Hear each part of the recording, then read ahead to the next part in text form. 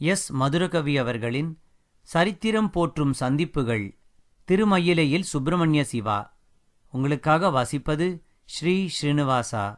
நாட்டு விடுதலைக்காக சிறைச்சாலைகளில் சொல்லவொண்ணா துயரம் அனுபவித்த விடுதலைப் போராட்ட வீரர்களுள் ஒருவர் சுப்பிரமணிய சிவா அவர்கள். காலம் 1884 இருந்து 1925. முதுபெரும் எழுத்தாளரும் வரலாற்று அறிஞருமாகிய வே. சாமிநாத சர்மா அவர்கள் காலம் 1895 1978.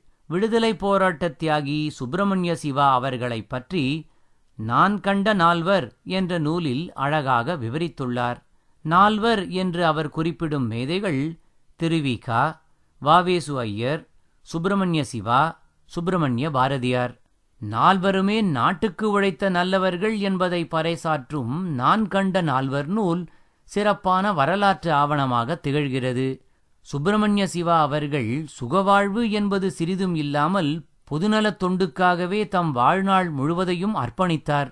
அந்நியர்களின் சிறைச்சாலைகளில் உடல் நலத்தை பறிகொடுத்தார். சர்மா அவர்கள் சிவா அவர்களை முதன்முதலாக சந்தித்தது பற்றிய விவரங்களை அவருடைய வார்த்தைகளில் கேட்போம் வாருங்கள். மயிலாப்பூரில் கபாலீஸ்வரர் கோயிலுக்கு அருகில் உள்ள பிச்சுப்பிள்ளை தெருவில் 12ஆம் இலக்கமிட்ட சிறிய பழைய மாதிரியான வீட்டில் சிவனார் வசித்துக் கொண்டிருந்தார். 1918ஆம் ஆண்டு ஜனவரி மாதம் ஒரு நாள் காலை சுமார் 7 மணி இருக்கும். சிவனாரைக் காண பிச்சுப்பிள்ளை தெருவிற்குச் சென்றேன். தெருவின் முகப்பில் சிவனார் வீடு. வீட்டிற்கு எதிர்ப்பக்கத்தில் இருவர் உட்கார்ந்து பேசிக் கொண்டிருந்தார்கள். நான் சிவனாரின் வீட்டிற்குள் நுழைவதைக் கண்டதும் இருவரின் உரையாடல் நின்றது.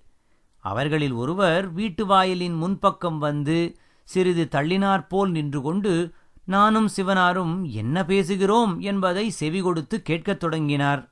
போலீஸ் உளவாளிகளின் நிழலில் சிவனாரின் அன்றாட அலுவல்கள் நடைபெறுகின்றன என்று ஏற்கனவே கேள்விப்பட்டிருந்த நான், அவர் வீட்டுக்கு எதிரில் இருவர் இருந்ததையும் ஒருவர் எங்கள் பேச்சைக் கேட்க முன்வந்து நின்றதையும் கண்டு ஆச்சரியப்படவில்லை. வீட்டுக்குள் நுழைந்தேன். சிவனாரைக் கண்டேன். முதன்முதலாகக் கண்டது அப்பொழுதுதான். பிச்சுப்பிள்ளை தெருவில் வசித்த சிவனார் பிச்சன் சிவனாகவே அப்பொழுது எனக்கு காட்சியளித்தார். நெற்றியிலே திருநீறு, முகத்திலே கனல் வீசும் கண்கள், தாடி மீசை, உடலை ஒரு வெண்போர்வை மூடிக்கொண்டிருந்தது. அவருக்கு முன்னால் ஒரு மேஜை. அந்த மேஜையின் மீது காகிதங்கள், புத்தகங்கள் பரவி கிடந்தன. ஒரு பக்கத்தில் அச்சுத்தாள்கள் சில அவரது எழுதுகோலின் உறவை பெற்று அச்சகத்திற்குச் செல்ல காத்து கொண்டிருந்தன. நான் சென்ற சமயம் சிவனார் என் வருகையை எதிர்பார்த்து கொண்டிருந்தது போல் மேஜைக்கு பின்னால் இருந்த நாற்காலியில் நிமிர்ந்து உட்கார்ந்திருந்தார். நமஸ்காரம். வாருங்கள், உட்காருங்கள். யாரென்று தெரிந்து கொள்ளலாமா? என் பெயர் சாமிநாதன் என்று சொல்வார்கள். ஓ, வாசுதேவன் சொல்லியிருந்தானே, அவர்தானா? தேசபக்தன் பத்திரிகையில் உதவி ஆசிரியராக இருப்பதாகச் சொன்னான். எங்கே ஜாகை? மயிலாப்பூரில்தானே? ஆமாம், ஆடம் தெருவில் இருக்கிறேன். வாசுதேவன் வீட்டில் சமீபத்தில்தான். பெற்றோர்கள்? இருக்கிறார்கள். தகப்பனார் PS பள்ளியில் ஆசிரியராக இருக்கிறார். அப்படியா? ரொம்ப சந்தோஷம். இங்கே அடிக்கடி வந்து போகலாமே. அடிக்கடி வந்து போக வேண்டும் என்றுதான் ஆசை. ஆனால் போதிய அவகாசம் கிடைப்பதில்லை. அவகாசம் கிடைக்காமல் போகாது. என்னை வந்து பார்க்க பயமில்லையா? பயம் ஒன்றுமில்லை. எனக்கு CID போட்டிருக்கிறார்கள் தெரியுமா? தெருப்பக்கம் 2 பேர் வாருங்கள். அவர்களும் நம்மை போல் மனுஷர்கள்தான். நம்மை போல் அவர்களுக்கும் குடும்பம் உண்டு, ஆசாபாசங்கள் உண்டு, நல்ல இதயம் கூட உண்டு. ஏதோ வயிற்று பிழைப்புக்காக இந்த உத்தியோகத்திற்கு வந்திருக்கிறார்கள். நான் மௌனமாக இருந்தேன். இந்த சமயத்தில் ஒரு ஆள் வந்தான்.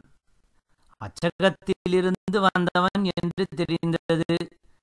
சிவனார் அவனுடன் பேசத் தொடங்கினார். நானும் விடைபெற்றுக் கொண்டேன்.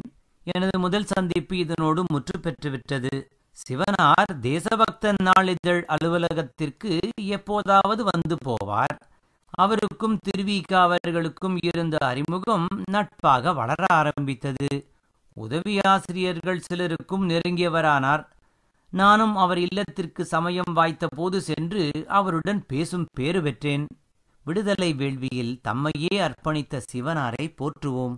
இத்துடன் ஆசிரியர் எஸ். மதுரகவி அவர்களின் சரித்திரம் போற்றும் சந்திப்புகள் நூலிலிருந்து அத்தியாயம் 2 திருமயிலையில் சுப்பிரமணிய சிவா நிறைவடைந்தது. உங்களுக்காக வாசித்தது ஸ்ரீ ஸ்ரீனிவாசா.